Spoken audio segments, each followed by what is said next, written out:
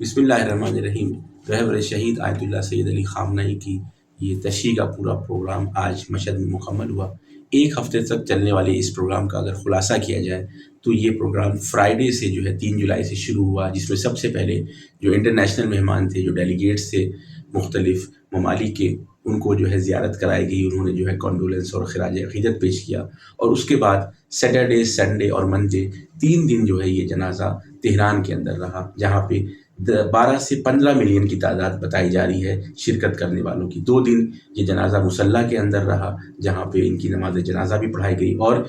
تیسرے دن یعنی 6 جولائی کو یہ جنازہ ایک پوری جلوس کی شکل میں، ایک تشییع کی شکل میں تہران میں تقریباً 20 کلومیٹر کے ایک راستے سے گزارا گیا، اور وہاں سے پھر اس کے بعد یہ جنازہ قم لے جایا گیا، جہاں پہ ایک بڑی تعداد نے اس میں شرکت کری، اور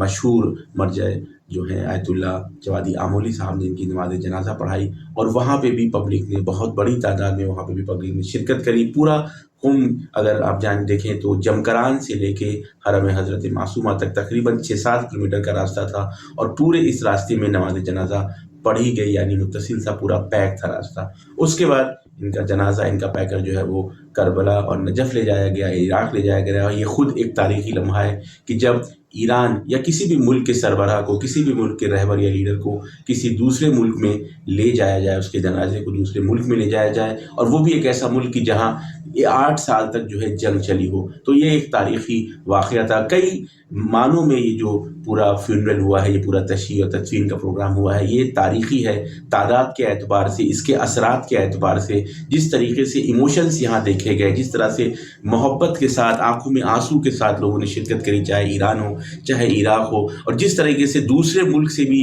اور بھی جو ان کے پڑوسی ممالک ہیں ایران کے، وہاں سے بھی یہ تقاضا تھا کہ یہاں بھی رہبر کے جنازے کو لایا جائے، لیکن وقت اور دوسرے مشکلات کی وجہ سے یہ نہیں ہو سکا۔ اور پھر آج یہ اس سفر کا آخری پڑاؤ تھا، وہ مشہد شہر کے اندر، مشہد کی جو امام رضا کا شہر ہے، یہاں پہ حرم امام رضا موجود ہے، اور یہ خود پیترک شہر ہے آیت اللہ خامنہئی کا۔ وہ یہیں کے رہنے والے تھے، یہیں پلے بڑھے تھے، اور یہیں پہ انہوں نے اپنی ابتدائی تعلیم حاصل کری تھی۔ آج اس پورے سفر کے بعد،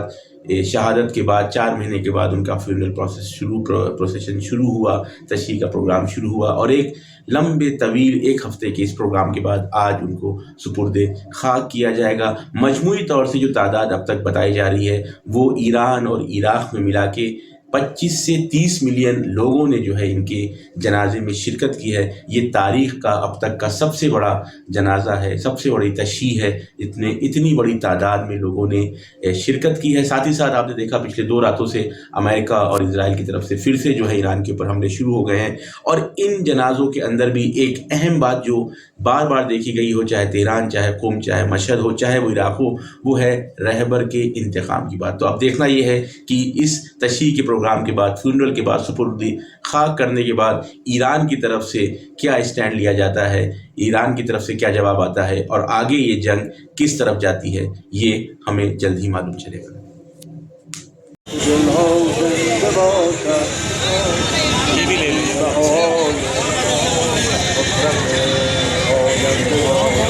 یہاں پر لینا چاہیے، اس کا یہاں پر بھی لے لیتا ہوں۔ ٹھیک مجھے بھیج دینا، یہ بھیج دوں گا۔ یہاں پر بھی لے لیتا ہوں۔ بناست که این بازخورد این برنامهشون که اسمشو گذاشتن همدلی و دوستی 2 ملت هندوستان و ایران، این بازخوردش انشاءالله تو خود کشور هند و مخصوصا شیعیان عزیز ہندوستان، ناحیه کشمیر، عزیزانی که واقعا مظلومانه تحت فشارهای داخلی و خارجی، ولی اندر نماز جنازہ تو پوری ہو چکی ہے، لوگ نماز پڑھ کے اب باہر نکل رہے ہیں۔ آپ لوگوں کا ہجوم دیکھ سکتے ہیں، لاکھوں کی تعداد میں لوگوں نے وہ نماز پڑھی ہے، اور اس طرح سے جیسے ہجوم ہے، جو سیلاب کی طرح لوگ باہر نکل رہے ہیں، اور اسی طرح سے بہت سارے گیٹس ہیں مصلی کے جس میں لوگ باہر آ رہے ہیں۔ ساتھ ہی ساتھ یہاں پہ مختلف طرح کے نعرے بھی لگائے جا رہے ہیں۔ سب سے مشہور اور معروف نعرہ مرگ بر امریکہ، مرگ بر اسرائیل کے ساتھ ساتھ حسین حسین شعار ما، شہادت افتخار ما، یعنی حسین ہمارا نعرہ ہے اور شہادت ہمارے لیے افتخار ہے۔ ساتھ ہی ساتھ انتقام کی بات بھی یہ لوگ بار بار، پوری عوام بار بار انتقام کی بات کر رہی ہے کہ رہبر کا انتقام لینا ہے۔ انتقام اس لیے نہیں کہ کہ کسی شخص کو مار دیا جائے, کسی کو قتل کر دیا جائے رہبر کی شہادت کے بدلے میں, بلکہ عدل اور انصاف کا نظام اس پورے خطے میں بلکہ اس پوری دنیا میں نافذ ہو, اور اس کے لیے ضروری ہے امریکہ اور اسرائیل کا ورچسو اس خطے سے سب سے پہلے ختم کرنا. فلسطین کی آزادی بھی رہبر کے انتقام میں شامل ہے. ساتھ ہی ساتھ کسی اور کی جرت نہ ہو پھر کسی ملک کے سربراہ کو, پھر کسی ملک کے لیڈر کو شہید کرے. یہ سارے نعرے, یہ ساری مانگیں اس وقت یہاں کی عوام مطالبہ کر رہی ہے. رہبر کے ساتھ ان کے فیملی والوں کی بھی نماز جنازہ پڑھی گئی. آپ کو معلوم ہے کہ رہبر کے ساتھ ان کی بیٹی, ان کے داماد, ان کی بہو اور ان کی 14 مہینے کی نواسی بھی شہید ہوئی ہے. یہ کتنی عجیب بات ہے کہ وہ رہبر کہ جس نے اپنی عوام کی طرح زندگی گزاری, بیسک جس طرح سے ایک عام عوام زندگی گزارتی تھی اس طرح کی زندگی سادگی کی تھی, اسی کی طرح شہادت بھی رہبر کی ہے. جس طرح کہ ایران کے جب یہ حملے جب شروع ہوئے جنگ کے بعد, جس طرح ایران کی عورتوں شہید کی گئیں اور ایران کے لوگوں کی بیٹیاں شہید کی گئیں, رہبر کی بیٹی اور بہو بھی شہید ہوئی. جس طرح سے جوان لوگ شہید ہوئے اسی طرح رہبر کے داماد بھی شہید ہوئے, اور جس طرح میناب کی 167 بچے شہید ہوئے اسکول کے, اسی طرح سے مظلومیت کے ساتھ رہبر کی 14 مہینے کی نواسی شہید ہوئی. یہ دکھاتا ہے کہ جو نعرہ ہے لیو لائک علی ڈائی لائک حسین, اس کو پوری طرح سے ثابت کر دیا ہے امام خامنئی نے, رہبر شہید نے, کہ جینا ہے امام علی کی طرح اور مرنا اور شہید ہونا ہے امام حسین کی طرح. اور جس طرح سے کربلا نے ایک بار عالم اسلام کو نئی زندگی دی تھی, اسی طریقے سے اس شہادت نے, اس معصوم, اس رہبر شہید نے اس انقلاب کو ایک نئی جان دے دی ہے. اور یہ بات یہاں کی عوام ثابت کر رہی ہے, ساتھ ہی ساتھ بیعت کر رہی ہے رہبر جدید, نئے رہبر کے ساتھ, سید مجتبیٰ کے ساتھ, کہ جس طرح ہم رہبر شہید کے ساتھ تھے, ان کی پیروی کرتے تھے, ویسے ہی ہم سید مجتبیٰ کی بھی پیروی کرتے رہیں گے.